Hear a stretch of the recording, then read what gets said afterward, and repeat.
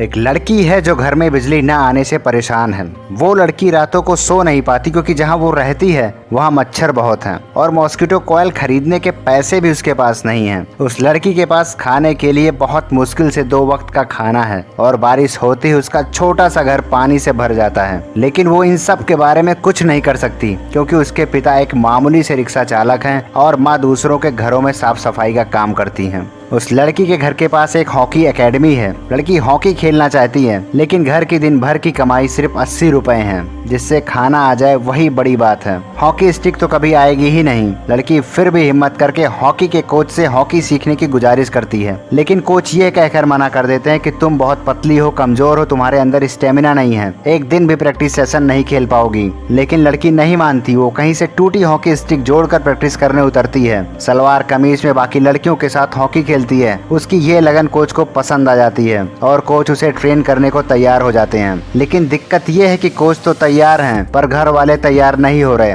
वो कह रहे हैं कि लड़कियां घर का काम करती हैं और हम स्कर्ट पहनकर खेलने नहीं देंगे। लड़की कहती है एक बार मौका देकर देखो, अगर फेल हुई तो जो आप कहोगे वो करूंगी। परिवार मान जाता है। ट्रेनिंग शुरू होती है। तड़के सुबह उठना होता है। घर में घड़ी भी नहीं है। तो माँ सुबह सुबह उठ के आसमान देखती थी कि लड़की को कब उठाना है। फिर 200 ml दूध देकर एकेडमी भेजती हैं न्यूट्रिशन के लिए। आधा लीटर दूध पीना जरूरी था। फिर गरीब परिवार के घर से आई लड़की के लिए ये कैसे संभव हो सकता है। कोच नाराज ना हो जाए इसलिए वो लड़की दूध में पानी मिलाकर उसे आधा लीटर बनाती है। लेकिन सलाम उस कोच को जिसने उस लड़की की हर मुमकिन मदद करी, उसे ट्रेनिंग इक्विपमेंट दिलाए, उसके न्यूट्रिशन का ख्याल रखा और उसे बेहतर प्रैक्टिस कराई। लड़की हॉकी प्लेयर बन गई। एक टूर्नामेंट में उसने 500 रुपए जीते और वो पैसे लाकर अपने पिता के हाथों में रख दिए। इसके पहले उसके पिता इतने पैसे एक साथ कभी नहीं देखे थे। लड़की ने अपने पिता से वादा किया कि एक दिन उनका खुद का पक्का घर होगा। 15 साल की उम्र में ये लड़की नेशनल हॉकी टीम में सेलेक्ट कर ली गई। इसके बाद उसने कभी पीछे मुड़कर नहीं देखा। वैसे तो क्वीन चेस में होती है लेकिन ये लड़की हॉकी की क्वीन बन गई।